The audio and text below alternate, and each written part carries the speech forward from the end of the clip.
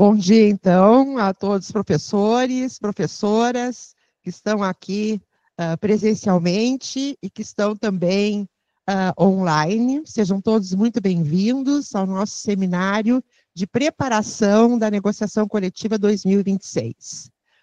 O Simpro sempre tem essa preocupação de não chegar no momento, que é um momento principal da nossa vida sindical, que é o momento da negociação, sem ter se preparado.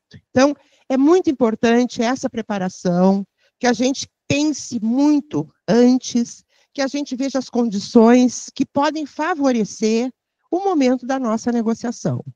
Então, este ano, nós definimos, então, por fazer esse seminário, que tem um pouco, não, tem muito, né, desse objetivo, que é nos habilitarmos, nos prepararmos para esse momento que é tão importante.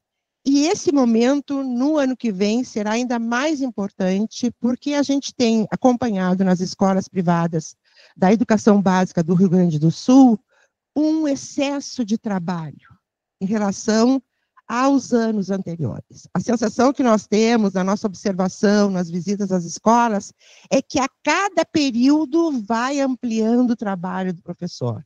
Um trabalho elástico, que não termina nunca, que parece que sempre tem uma demanda a mais das instituições, uma demanda a mais das famílias, uma demanda a mais, é claro, dos estudantes. E nós consideramos que o professor tem que atender às demandas necessárias ao crescimento dos estudantes. Mas isso, às vezes, é um esforço um pouco solitário do professor, que fica na aula trabalhando, né, de forma eficaz, que vai para casa de noite, nos finais de semana, e tem que continuar sua jornada de trabalho. Jornada de trabalho que não é remunerada. Então, além de não ser remunerada, tira do professor as possibilidades de convívio com a sua família, de leituras, de formação, enfim, tudo isso que qualquer pessoa precisa ter na sua vida. Então, é nesse sentido que nós organizamos esse seminário, esperamos que todos aproveitem muito. O seminário vai ser em duas partes. A primeira parte nós teremos uma palestra, uma conversa, né, com uma pessoa bem especializada, e depois, então, nós iremos discutir e apresentar como é que está a escola, qual é o ambiente da escola, como é que estão os professores, e vamos ver o que é necessário fazer para chegar lá em março e termos condições de fazer uma boa negociação coletiva que vai gerar uma boa convenção coletiva de trabalho. Então, eu vou chamar o nosso colega, o diretor Erlon, que vai aí coordenar essa primeira parte.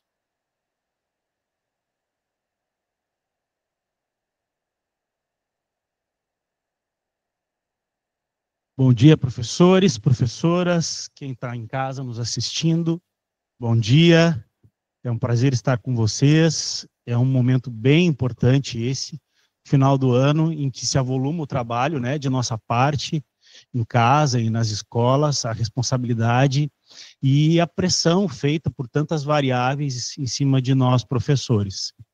Então, a gente pensando em como é que nós íamos fazer isso para motivar a participação dos professores e vendo as demandas que acontecem agora no final do ano, então nós optamos por conversar, fazer essa conversa e trazer uma pessoa que fala bastante, fala muito bem sobre isso, que é a professora Maria Cláudia Dalanha.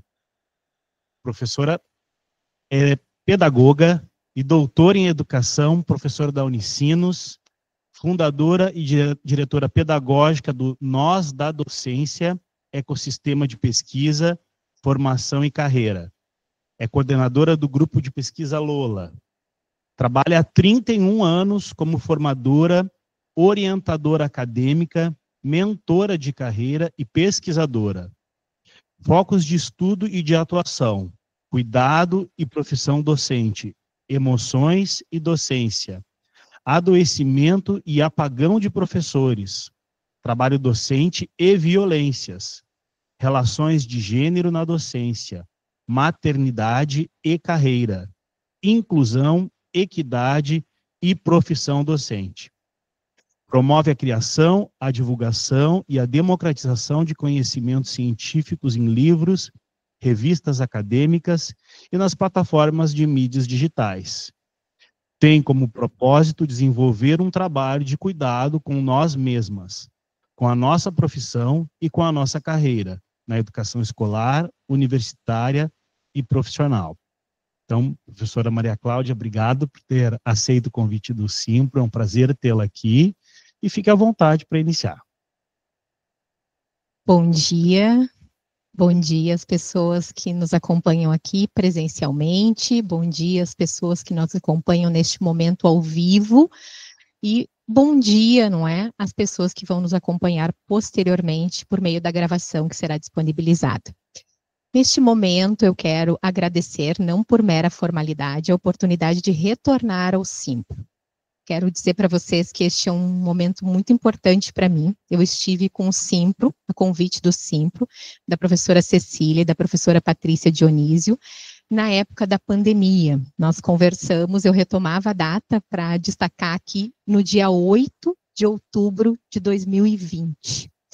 E nós conversávamos naquela ocasião sobre os desafios que nós tínhamos que enfrentar no processo de migração da nossa atividade presencial para o ambiente remoto. Então, essa transposição do ambiente presencial para o remoto num momento de crise, não é? Num momento de desafios.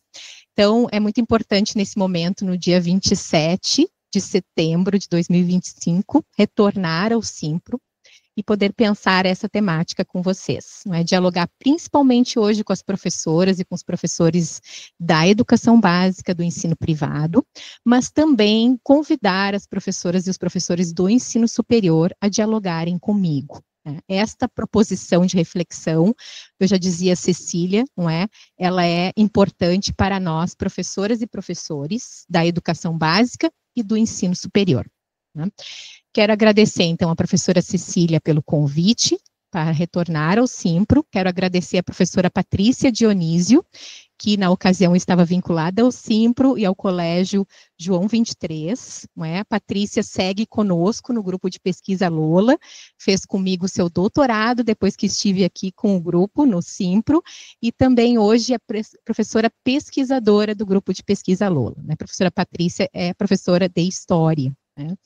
E eu quero também destacar aqui o apoio que eu recebi durante todo o processo para a organização do Jonathan, não é, da Georgina, que me encontrou hoje aqui, e também o professor Erlon, que está comigo mediando, não é, esta atividade. Então, feitos os destaques, os agradecimentos, eu vou iniciar o nosso trabalho.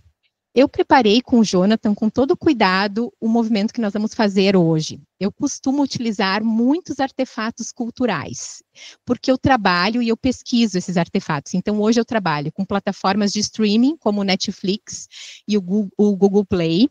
Eu trabalho com o Instagram, faço pesquisa no Instagram, faço pesquisa no YouTube, trabalho com filmes e trabalho com outros artefatos culturais, como, por exemplo, poesias, não é? Literatura.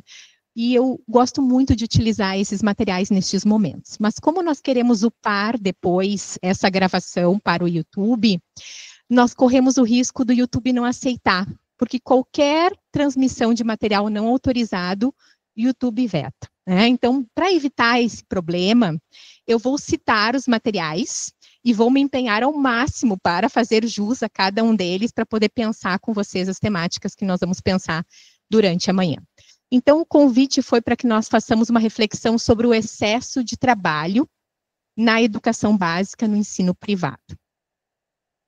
Eu faço uma pergunta, não é, para as professoras e para os professores sobre os desafios desse processo de trabalho na contemporaneidade, principalmente como o trabalho hoje impacta a nossa vida. Se nós acrescentarmos a isso o processo pensando as demandas, as altas demandas, o que isso representa? Tá? Para fazer isso, além de apresentar, então, de modo formal as minhas vinculações como professora da educação básica e superior, eu também gosto de dizer que eu sou professora dos grandes e dos pequenos. Tá? Então, durante muitos anos fui professora dos pequenos, principalmente aqui na rede municipal de Porto Alegre, professora nas escolas de periferia da rede municipal, trabalhei em escolas privadas, em espaços escolares e não escolares.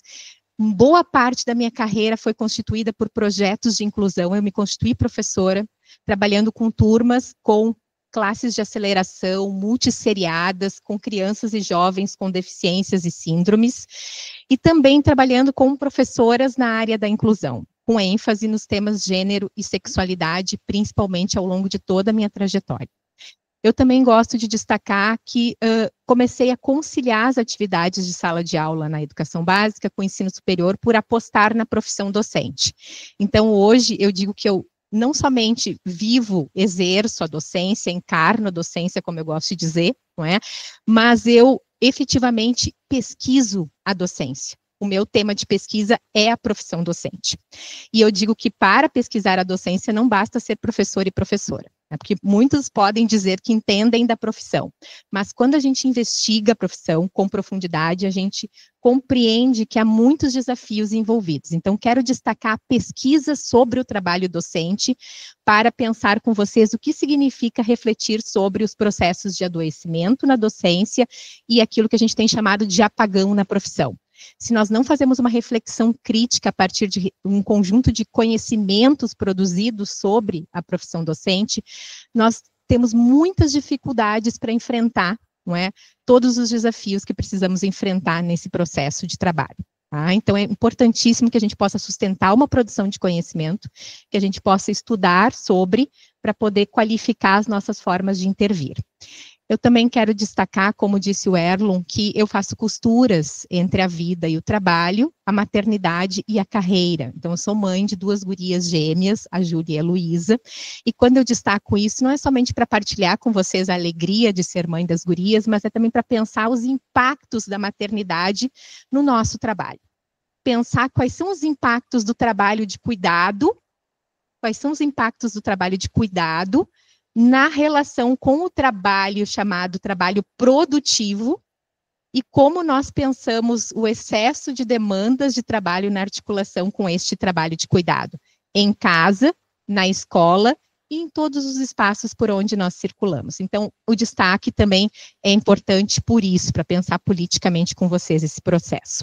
Também quero destacar o grupo de pesquisa Lola, que é o grupo de pesquisa que eu coordeno na Unicinos, vinculado ao programa de pós-graduação em educação da Unicinos, né? E a nossa linha de pesquisa sobre formação, pedagogias e transformação digital. Eu coordeno juntamente com a professora Catarina Silveira, que está conosco aqui na plateia, neste momento, presencialmente, e com um grupo que vocês conhecem aí por meio da fotografia, um grupo que está aqui comigo de um modo muito bonito, reverberando todos os movimentos que nós fazemos diariamente para pensar de forma qualificada a nossa profissão docente. Quero destacar brevemente que hoje eu tenho aqui a oportunidade de partilhar com vocês reflexões a partir dos resultados de 3 pesquisas que eu coordeno ou coordenei. Uma delas sobre o amor, o cuidado e o afeto na área da formação de professores, investigando cursos de formação inicial, de modo especial cursos de pedagogia. Uma outra que investiga tecnologias digitais, não é? Tecnologias chamadas tecnologias que pensam na contemporaneidade a profissão docente, já citei algumas delas para vocês, é por meio dessa pesquisa que eu investigo, por exemplo, perfis de professoras e professores no Instagram, que também estão formando as nossas professoras e professores na educação básica e superior hoje, não é? Então, a gente precisa pensar sobre isso. Nós estamos lá na sala de aula apresentando um autor e uma autora, e esta aluna também está consumindo um conteúdo no YouTube, no Instagram, e está aprendendo sobre a sua profissão nestes ambientes. Então, eu me dedico há alguns anos a investigar esses ambientes para pensar o que isso representa. E, por fim, quero destacar a pesquisa mais recente, que é uma pesquisa que dialoga com professoras e professores da educação básica, do ensino público e privado, para refletir sobre as formas de cuidado e de descuido que são vividas por essas professoras e professores nos seus ambientes de trabalho. E volto a destacar, eu sei que hoje nós temos muitos painéis simultâneos, mas que existem muitos pontos de conexão entre a educação básica e superior para pensar as formas de cuidado e as formas de descuido. Há especificidades sobre o nosso trabalho em cada um dos níveis, mas também há pontos de conexão importantes para a gente poder pensar a organização de um grupo profissional, não é? E como nós vamos trabalhando para fortalecer um grupo profissional para poder organizar uma pauta coletiva que seja importante para qualificar a nossa profissão e a nossa carreira. Vocês vão observar que ao longo da manhã eu vou falar muito sobre o movimento que nós precisamos fazer conosco, com a profissão e com a carreira, porque eu estou entendendo que são 3 níveis aqui de trabalho. O que eu faço comigo mesma, a partir daquilo que eu apresento como proposição de reflexão para vocês, o que eu faço com a minha profissão, como eu penso a minha profissão a partir daí, a minha profissão professor, professora, e eu falava com a Cecília antes, independentemente da minha formação, essa aqui não é uma discussão somente para pedagogas e pedagogos, esta é uma discussão para professores e professoras de todas as áreas de conhecimento. Não é? Então, é muito importante que a gente possa pensar sobre isso. E, a partir daí, como eu organizo e penso o meu processo de carreira. Então, efetivamente, a carreira é um desdobramento destes outros 2 movimentos. Tá? Aqui, eu partilho com vocês, então, um print do site do Grupo de Pesquisa Lola, que eu coloco à disposição de vocês. Neste momento, o Jonathan vai começar a compartilhar alguns links com vocês no chat, e depois, quando nós uparmos esse material no YouTube, nós vamos colocar nas referências também, para que vocês tenham acesso a esses materiais que eu vou citar, tá?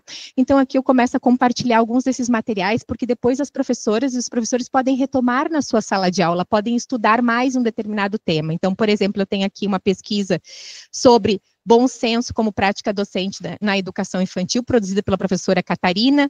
Eu tenho uma outra pesquisa sobre a constituição da docência na educação infantil, produzida pela professora Pamela. Eu tenho uma outra pesquisa sobre docência amorosa, produzida pela professora Miriam, só para citar alguns exemplos de pesquisas que nós desenvolvemos. Quero destacar ainda pesquisas sobre cuidado de professores homens, realizadas sobre filmes, a partir de filmes, com filmes, não é? Quero destacar também uma pesquisa produzida pela Marina Orfur, e também quero destacar uma pesquisa elaborada pela professora Rai, sobre a série Segunda Chamada, disponível na Globoplay, não é? Que trata de pensar a educação de jovens e adultos no Brasil contemporâneo. Quero destacar uma pesquisa produzida pela professora Inajara sobre docências no Instagram. Quero destacar ainda uma pesquisa produzida pelo professor Ederson para pensar ensino médio em escolas francesas de periferia e dialogando aqui com o cenário brasileiro, a docência exercida por professores homens nessas escolas. E, por fim, não menos importante, a pesquisa da professora Patrícia, não é, que já esteve muitos anos aqui, parceira de trabalho de vocês, sobre a série Rita, não é? E a docência exercida por essa mulher professora. A série Rita é exibida as 2 temporadas na plataforma Netflix, tá? Esses materiais estão todos disponíveis para vocês acessarem posteriormente. Quero também destacar aqui o link do site do Nós da Docência, que é um ecossistema que eu criei de formação, pesquisa e carreira. Pesquisa, formação e carreira. Esse ecossistema, ele é muito importante para estruturar aquilo que eu vou pensar com vocês hoje. Esses materiais que estão vinculados ao ecossistema, muitos deles estão disponíveis gratuitamente. Quando eu elaborei esses materiais, eu senti uma necessidade enorme de continuar dialogando com as professoras e os professores para além dessas atividades pontuais de formação. E eu entendia que esses materiais poderiam continuar reverberando de diferentes formas no trabalho que vocês desenvolvem em sala de aula. Então, por exemplo, vou dar um exemplo. Podcast Nós da Docência, que está disponível gratuitamente lá no Spotify e no YouTube. A professora pode pegar um episódio sobre as formas de violência com as quais nós estamos hoje envolvidas na escola, o medo como uma emoção importante para pensar o nosso trabalho, não é, nesse processo, e escolher, escutar esse episódio para estudar individualmente, ou ainda exibir o episódio que tem 15 minutos de duração para refletir no coletivo na escola. Então, esses materiais, eles estão disponíveis e eu quero poder compartilhar esses materiais com vocês como uma forma de poder continuar o diálogo que nós iniciamos hoje aqui, para que vocês possam efetivamente aprofundá-lo nos grupos onde vocês estão inseridas. E que nós possamos continuar dialogando de outros modos também. Então, vejam, é uma pesquisa que permite encontrar, identificar e analisar um conjunto de resultados. Esses resultados são divulgados nos meios científicos, né, nos tradicionais, digamos assim, produtos que nós precisamos elaborar, como, por exemplo, o livro, como, por exemplo, o artigo científico, mas também existem outras formas de nós compartilharmos esses materiais, e por isso eu crio, então, por exemplo, o podcast e o canal no YouTube. Perdão, acabou reverberando aqui, né? Então, é importante a gente poder pensar com vocês o que isso representa neste momento em termos de amplidão, não é? Amplitude, alargamento do trabalho que nós podemos desenvolver e da potência desse trabalho que pode ser pensado de diferentes formas se nós nos desafiamos, como eu tenho me desafiado nos últimos 5 anos, a divulgar esse conhecimento nas plataformas digitais. Eu também quero convidar vocês, então, a partir de agora, a fazer essa reflexão comigo, não é? Há uma pergunta que ela é orientadora do meu trabalho hoje. Né? Quando a Cecília me diz assim, olha, nós vamos falar sobre o excesso de trabalho, não é? Eu dou um passo para trás, como eu fiz em 2020, e digo, bom, nós precisamos pensar a própria profissão docente para pensar o excesso de trabalho. E para pensar a profissão docente, o excesso de trabalho, nós precisamos pensar sobre nós, professoras e professores. Então, a pergunta orientadora da nossa atividade aqui de estudo, do nosso diálogo é essa: quem somos nós da docência? Para refletir sobre isso e não individualizar o processo, não responsabilizar individualmente as professoras e os professores pelos processos de adoecimento, não é? Ou ainda algumas gestoras e gestores pelo excesso de trabalho, porque não é disso que se trata, necessariamente, nós precisamos pensar também o cenário mais amplo. Então, essa pergunta precisa ser uma pergunta também mais ampla. Antes de nós chegarmos na docência, nós precisamos refletir sobre um cenário macropolítico.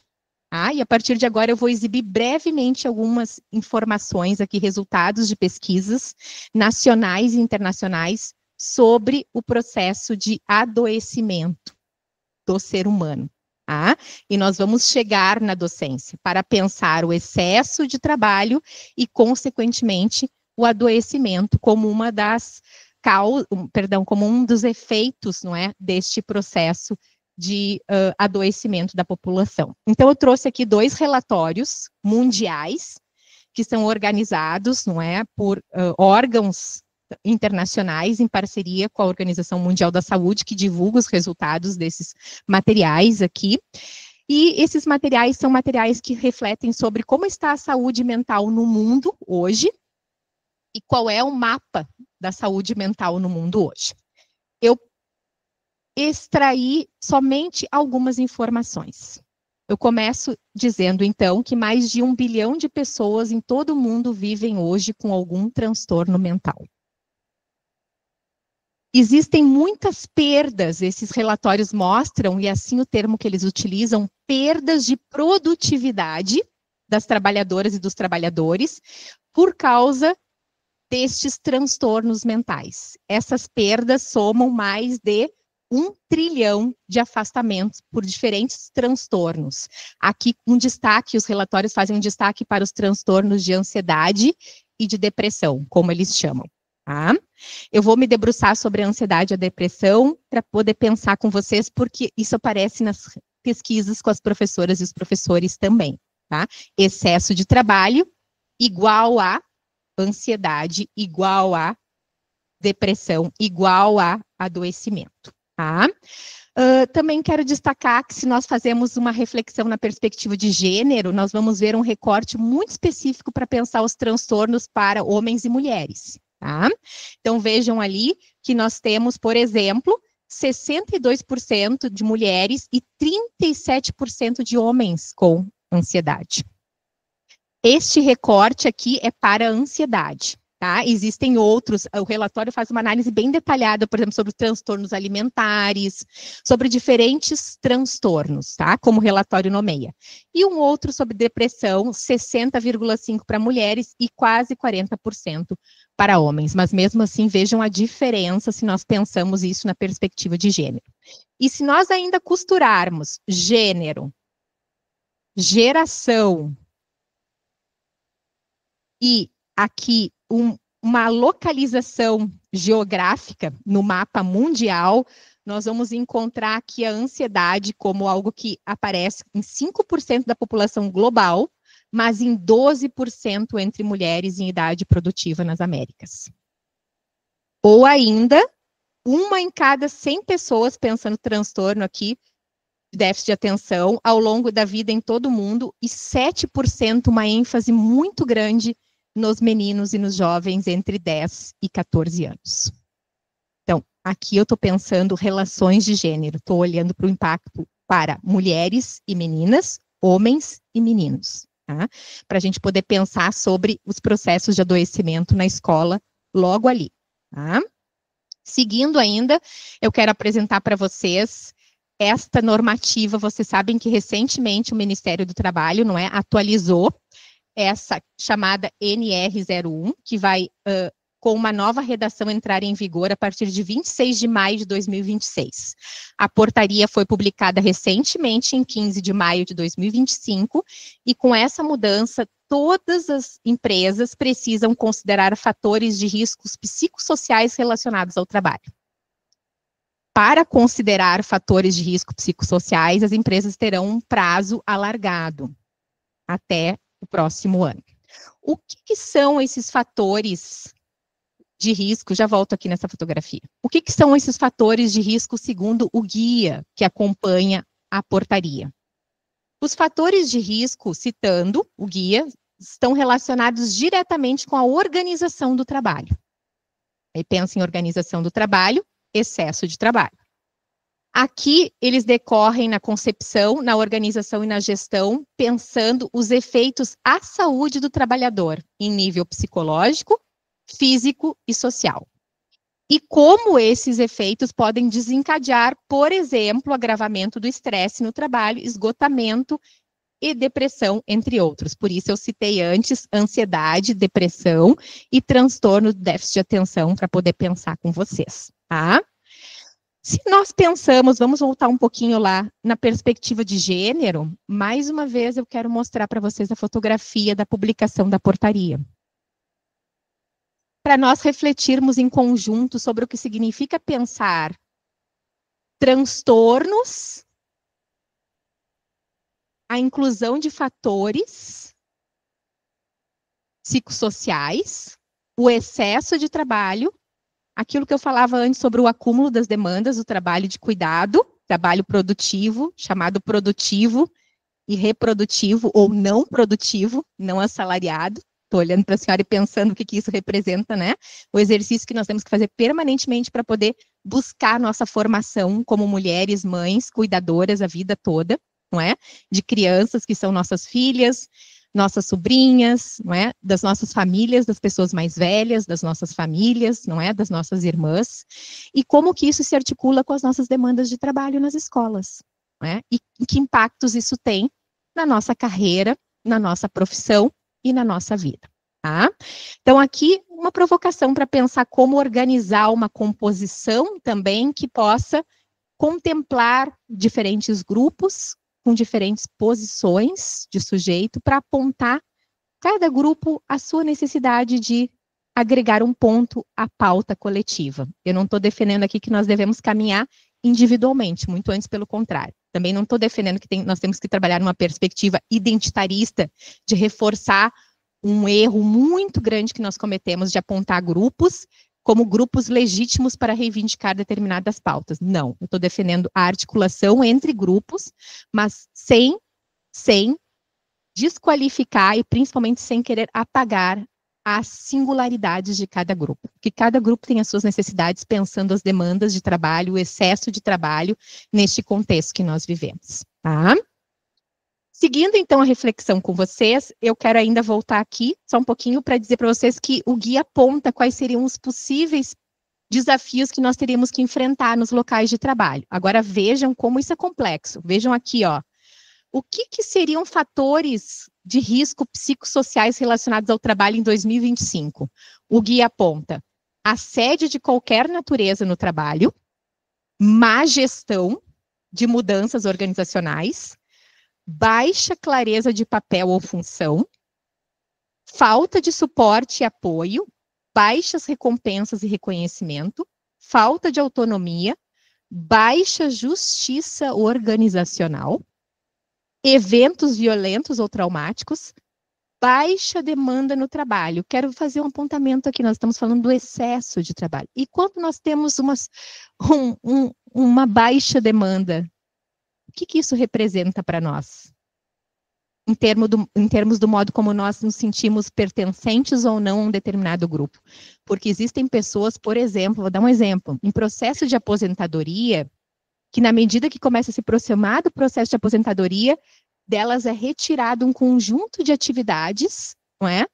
E isso tem um impacto também na sua vida, na sua profissão e na sua carreira. Como as organizações poderiam pensar esse processo de aposentadoria de um outro modo, não é? Incorporando essas pessoas no cenário da escola, da empresa, e toda a sua expertise, todo o seu repertório, desde um outro lugar, sem retirar delas, não é? O trabalho que para elas é muito importante. E, ao mesmo tempo, o trabalho que elas exercem de forma qualificada pelo repertório que construíram. Tá?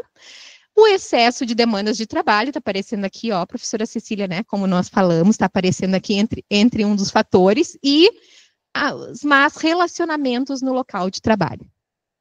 Eu estou ampliando a discussão hoje propositalmente, porque eu penso que o excesso de demandas de trabalho é um dos itens que precisam ser pensados por nós nesse contexto muito mais amplo. Não é?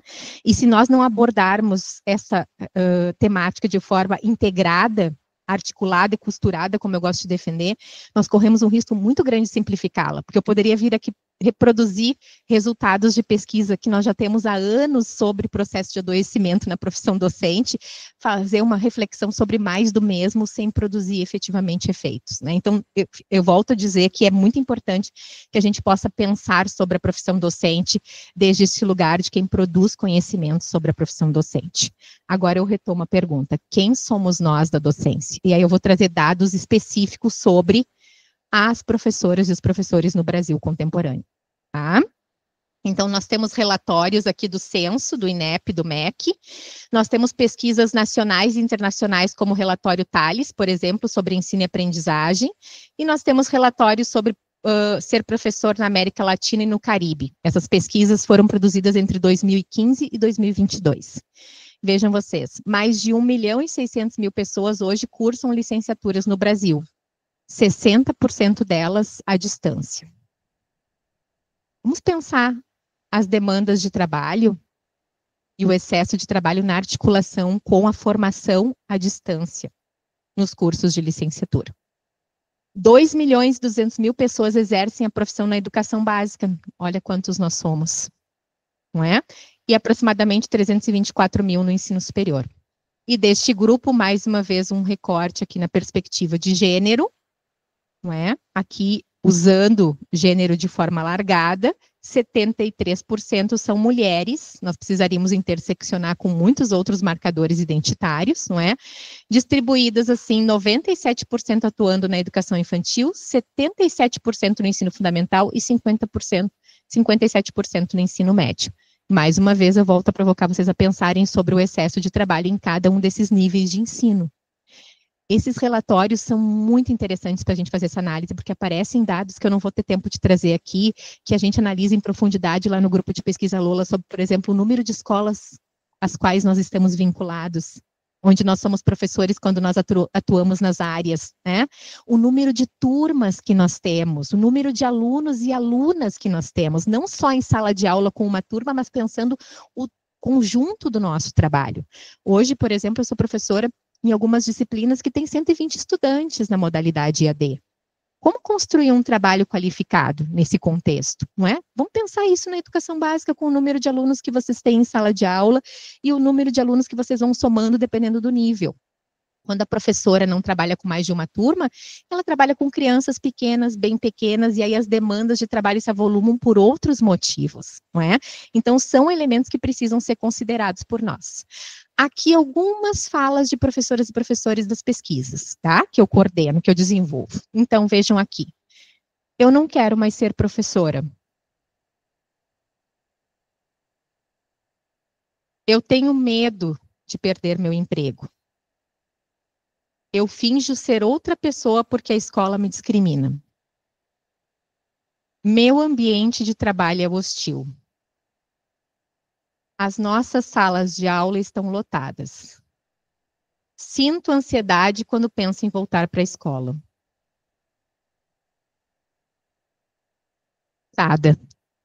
Estou cansada. Eu coloquei estou cansada lá em cima de propósito. Porque essas falas sobre o cansaço, sobre a exaustão, elas são recorrentes, não somente em relação às demandas de trabalho, mas elas estão cansadas de muitas coisas. Elas estão cansadas de uma certa rotina, elas estão cansadas do exercício interminável de fazer o trabalho e ter que repeti-lo. Elas estão cansadas de falar sem ser escutadas. Elas estão cansadas de serem interrompidas a todo tempo nas reuniões. Elas estão cansadas das atividades de faz de conta. Então, assim, existem muitas coisas que elas destacam como cansaço. Nós não vamos poder detalhar isso hoje aqui, mas eu queria poder pensar com vocês que o cansaço é um elemento importante para nós, tá? E aí, aqui eu ainda vou citar, por fim, para concluir essa parte, que já é a segunda parte da minha reflexão, não é? Vou citar uma pesquisa que é desenvolvida pelo Instituto Semesp e foi desenvolvida no ano passado com docentes de escolas públicas e privadas, que destaca que quase 80% dos professores já pensaram em desistir da carreira. Dizendo de outro modo, 8 em cada 10 professores pensam em desistir da carreira. Então, vejam vocês, nós precisamos formar professoras e professores.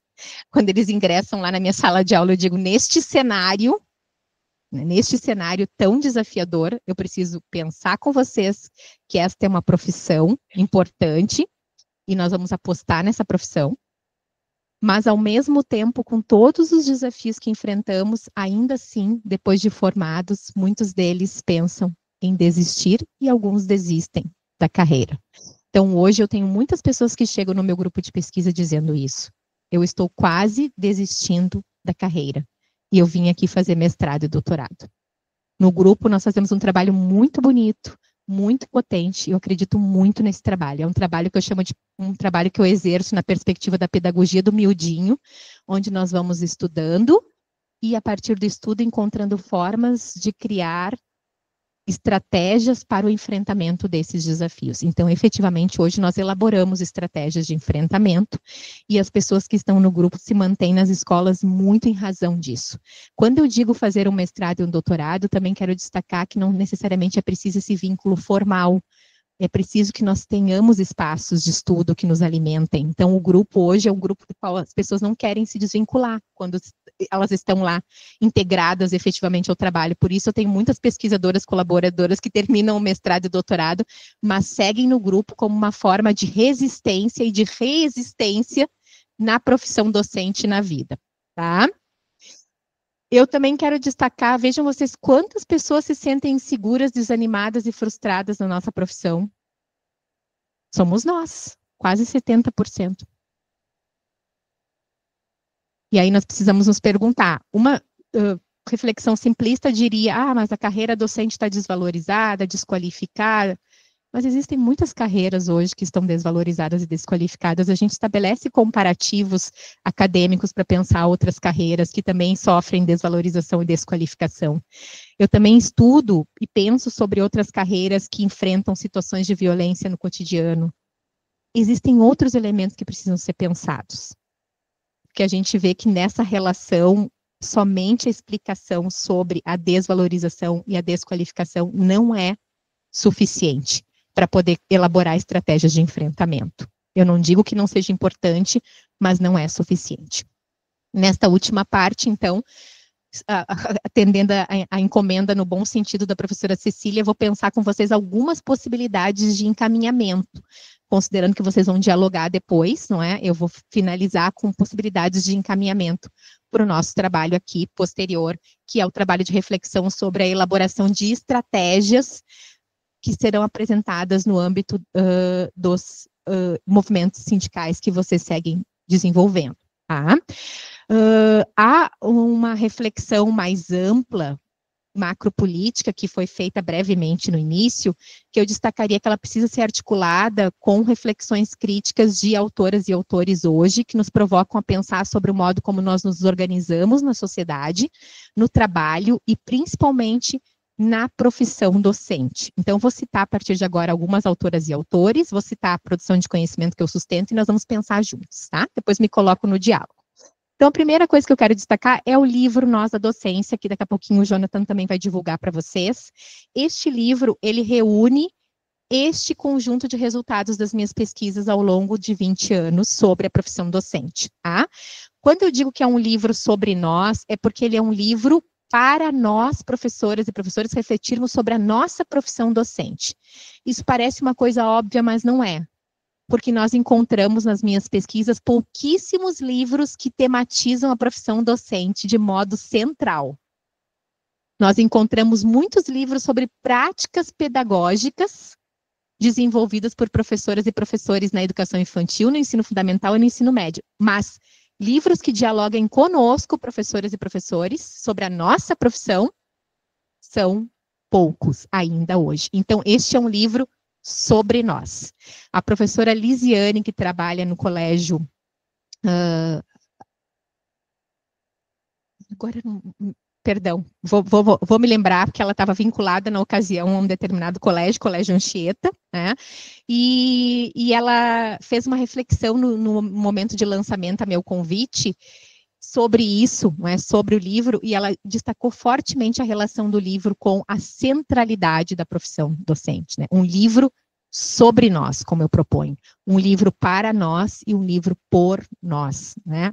Para a gente poder elaborar as nossas estratégias de qualificação da nossa profissão. Tá? A professora Lisiane hoje ela está concluindo o doutorado dela sob orientação do professor Rodrigo Sabala na URGS, tá? E é sobre, o doutorado dela é sobre as reflexões críticas no campo da educação infantil, na articulação com a prática docente na educação infantil. Isso, Tebaldi, isso, obrigada, isso mesmo.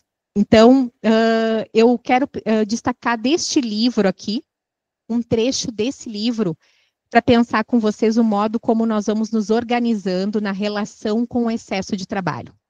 Eu estruturo o livro a partir de 3 conceitos. O conceito de humanidade docente, que eu elaboro, o conceito de presença docente que eu elaboro e o conceito de autoria docente que eu elaboro. E eu vou definir de forma bem detalhada no livro. Aqui eu quero mostrar para vocês que quando eu destaco a ideia de que professoras são de carne e osso, eu estou relacionando essa relação entre a humanidade e a docência para pensar o excesso de trabalho. Como é que eu penso o excesso de trabalho na educação básica no ensino privado, quando eu olho para essas narrativas aqui que estruturam o nosso trabalho? Professoras se acostumam, professoras se escondem, professoras se sacrificam, professoras são de carne e osso.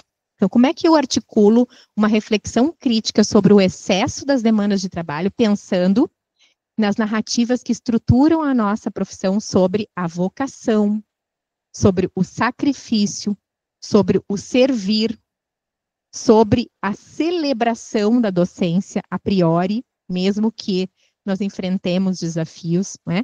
Sobre o modo como nós associamos o amor, o cuidado e o afeto à profissão. Como é que eu reflito criticamente sobre o volume de trabalho se esta é uma carreira estruturada por uma noção de amor, que aproxima a carreira, né, de um serviço necessariamente aqui vinculado a uma vocação e sem necessariamente uma relação com o trabalho e principalmente com o trabalho assalariado. Vocês podem dizer que hoje as nossas carreiras não se organizam mais assim. Sim, de fato, nós temos uma organização muito diferente para a carreira hoje. E o nosso trabalho é um trabalho assalariado. Mas mesmo para pensarmos a estrutura da carreira e o salário, nós precisamos considerar que ainda reverberam narrativas sobre o modo como nós nos relacionamos com a profissão, independentemente da remuneração. E essa remuneração também é pensada pelo valor, e aqui eu estou falando de uma valoração social e cultural da carreira. Então, os desafios são gigantes nesse sentido, tá? Dentro do livro, eu apresento, então, um conceito que eu proponho pensar, que é o conceito de presença docente. Tá? E aqui eu extraio um trecho desse conceito para refletir com vocês, porque eu vou defender que a reflexão sobre as demandas de trabalho, o excesso do trabalho e as formas de adoecimentos estão conectadas com o modo como nós nos relacionamos conosco, com a nossa profissão e com a carreira. Então, eu volto a retomar isso, tá? Eu tenho defendido que nós precisamos voltar a estabelecer uma conexão conosco. E essa conexão conosco precisa ser estabelecida porque nós estamos neste processo, nesse cenário macropolítico que eu apresentei antes, agindo de forma automática e desconectada, muitas vezes por instinto de sobrevivência. Então, essa é uma informação importante que aparece nas minhas pesquisas e que eu levo adiante como produção de conhecimento. Tá? No livro, eu defendo, então, que nós precisamos pensar o modo como nós temos nos envolvido conosco, cada professora como se envolve consigo mesma, mas também como nós nos envolvemos com o outro. Volto a dizer, os livros nos ajudam a refletir, os livros na área da educação nos ajudam a refletir sobre o modo como nós qualificamos o envolvimento com o outro. Como eu posso me envolver melhor com a minha aluna, com o meu aluno? Como eu posso desenvolver um trabalho qualificado com ele e com ela? Mas fazem pouco movimento de olhar para a professora e para o professor para pensar o modo como eu preciso me conectar comigo mesma para poder pensar o meu trabalho de forma qualificada na sala de aula. Tá?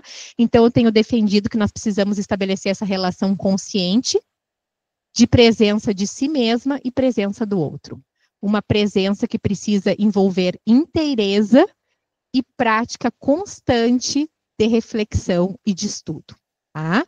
A ideia de praticar um trabalho docente que não só é executado por nós de forma automática e padronizada, mas que também é incorporado por nós, encarnado, como eu gosto de dizer.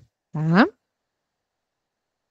Além disso, eu tenho defendido, e esse aqui é um movimento importante para nós darmos um passo adiante no excesso das demandas de trabalho, que nós precisamos defender, não é? Nós precisamos construir teorias pedagógicas para nos conectarmos conosco. E aí aqui eu vou abrir um parêntese, tá? Nós temos, por exemplo, hoje uma produção do Byung-Chul Han. Vocês sabem o livro Sociedade do Cansaço, não é? Que nós já conhecemos. Este livro é um livro que traça uma reflexão crítica sobre a exaustão nas sociedades, não é? Ocidentais, para pensar como nós vamos nos organizando em termos de estrutura social e como esse cansaço se torna, digamos assim, um sintoma no modo como nós vivemos as nossas vidas.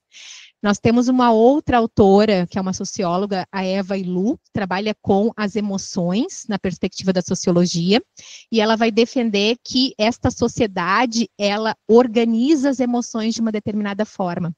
Ela captura as emoções a serviço da estrutura da sociedade e para desenvolver determinados movimentos sociais para atingir objetivos que são objetivos do chamado mercado. Não é?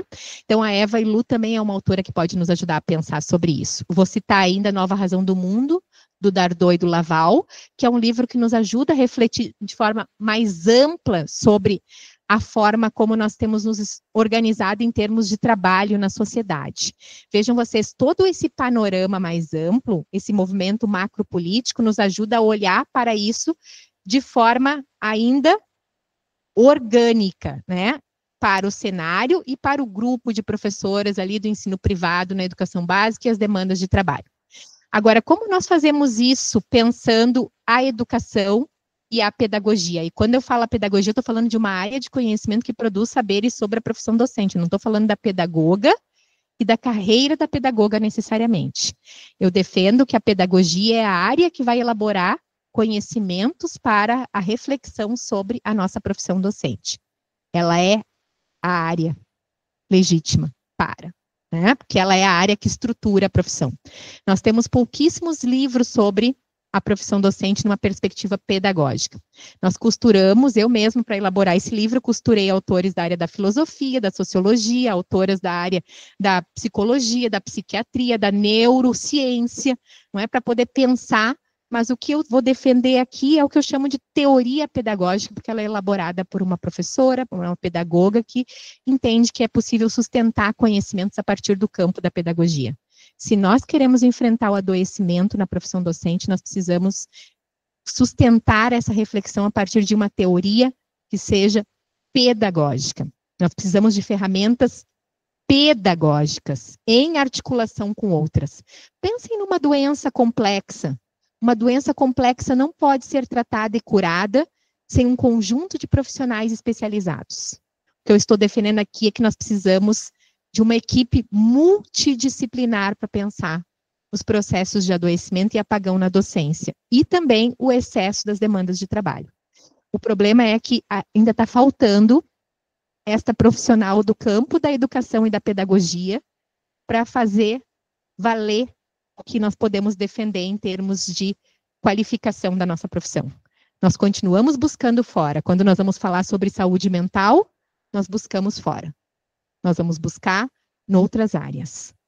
E essas áreas todas que nós estamos buscando para ancorar são importantes, eu volto a dizer, mas elas não têm condições de elaborar uma teoria pedagógica para sustentar a reflexão crítica. Elas vão fazer isso numa perspectiva do seu trabalho. Então, eu gosto de dizer para o meu grupo de pesquisa lá, que as minhas professoras, elas, por exemplo, podem optar por fazer uma terapia, elas podem fazer um movimento de autocuidado, elas podem fazer movimentos de pensar a si mesmas individualmente. Esse é um passo importante no processo de tratar um processo de adoecimento, por exemplo, ou do enfrentamento do excesso de trabalho para que ele não culmine no adoecimento. Mas o que eu tenho visto nas minhas pesquisas e defendido a partir dessa produção de conhecimento é que uma professora, uma pedagoga pode intervir de um certo modo que vai qualificar este enfrentamento do processo e vai manter essa professora vinculada ao espaço de trabalho de um certo modo, justamente porque fará isso por dentro do processo, com conhecimento do processo de trabalho pedagógico que nós desenvolvemos. Tá?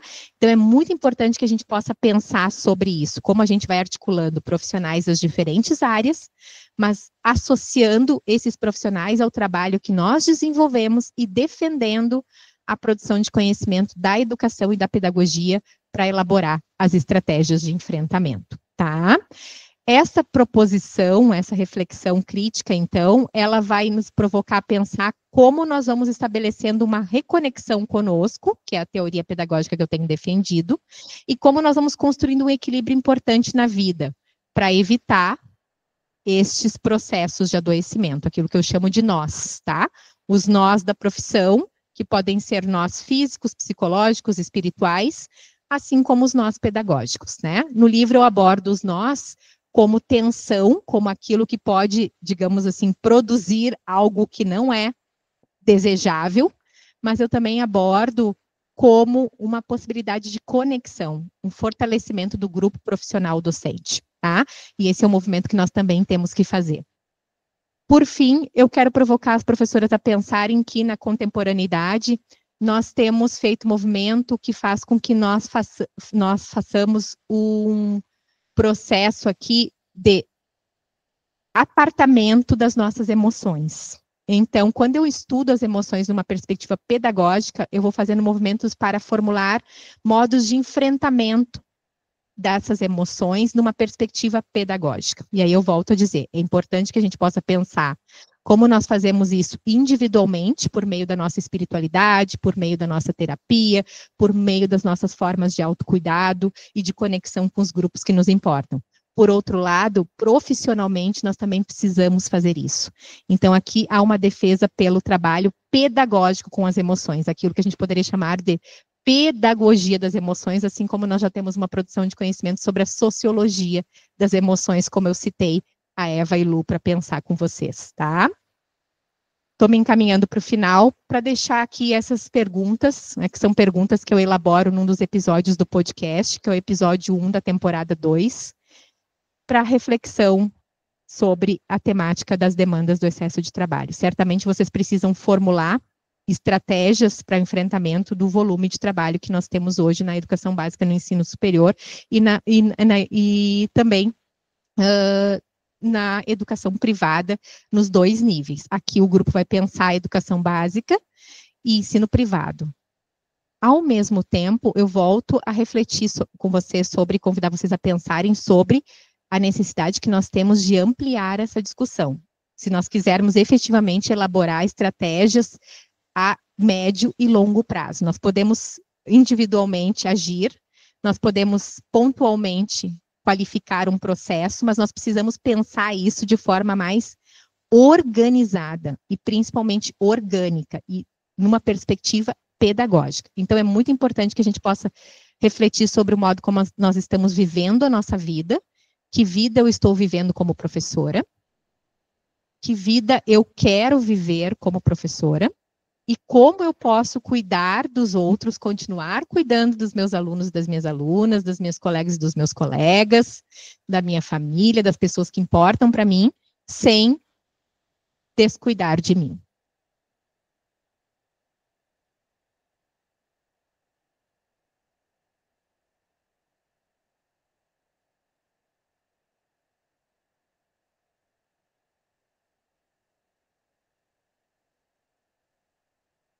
Eu vou finalizar aqui, para deixar o grupo dialogar, com ainda uma pequena poesia, um pequeno trecho de uma poesia, e quero destacar que existem muitos movimentos que eu tenho realizado, que eu tenho defendido como um trabalho de cuidado com as professoras e com os professores, que é mais amplo para pensar o adoecimento, o apagão e o excesso de trabalho, e que esse trabalho de cuidado, ele envolve justamente essa relação comigo, com a profissão e com a carreira. Então, o trabalho de cuidado que eu defendo é um trabalho que precisa envolver, como eu digo, muitos Cs. 4 Cs hoje eu sustento no grupo de pesquisa Lola com o meu grupo: conhecimento, cooperação, coragem e cuidado. Mas eu acrescentaria ainda consciência, calma, constância e cura. Eu volto a falar sobre a cura aqui, pensando uma cura que é pedagógica. Sempre acentuem as minhas palavras pensando numa perspectiva pedagógica, porque eu não tenho qualificação para defender uma cura que não seja pedagógica. E é nesta cura que eu acredito, né? Esta cura pedagógica precisa fazer movimentos distintos, né, que são individuais e coletivos. E a cura, eu entendo que começa quando nós nos acolhemos. Começa quando nós reconhecemos a nossa humanidade, quando nós nos conectamos de forma inteira com a nossa profissão e quando nós nos desafiamos a ser autoras e autores da própria docência e não reproduzir a docência dos outros. Não reproduzir uma docência automatizada e padronizada, como nós muitas vezes fazemos, tá? A cura começa, como eu digo, quando nós falamos as nossas verdades, quando nós paramos de fugir e de fingir. Tá? Então, vou citar para encerrar a Riane Leão, né, que é uma mulher preta, poeta e professora cuiabana, como ela se autodeclara, não é? E ela nos provoca a pensar sobre o modo como nós vamos nos relacionando conosco. O livro se chama Jamais Peço Desculpas por Me Derramar. Temas de temporal e mansidão. Então, diz assim a Riane, refletindo sobre as suas cicatrizes. Desconfio que certas cicatrizes nunca fecham de vez. Só ficam esperando domingos, madrugadas, tentativas, friozinhos e garoas para que se espalhem pelo quarto e comecem a gritar. Bom mesmo seria poder escolher qual ferida a gente dá conta de encarar novamente e qual queremos deixar quietinha para nunca mais pensar, sentir. Essas que se abrem e se esparramam são justamente as que ainda nos consomem. Talvez elas estejam implorando para serem ouvidas. Talvez elas latejem para lembrar que escapamos. Talvez elas procurem um outro olhar. Talvez elas queiram nos mostrar que perdemos muitas horas decorando a dor e esquecemos completamente de nos concentrar em nossas continuações. pequenas grandezas que aparecem em semanas comuns. Cheirinho de dendê na feira do bairro, a flor que invade o muro da casa do lado de fora, e aquilo que nos topa enquanto andamos na calçada, o abraço apertado de uma saudade desmedida, se desmoronar com quem não tem pressa de te observar, cafuné de vó, risada de mãe, conselho de irmã. Caminhos abertos pedem desvio do óbvio, quando a mágoa te contornar, leva a primavera consigo e se atraia por novos sentidos. Muito obrigada pela oportunidade de dialogar com vocês nesse momento, com o desafio de nós podermos fugir das obviedades em relação a essa temática e criar formas conjuntas de enfrentamento deste e de outros temas sobre a nossa profissão. Obrigada.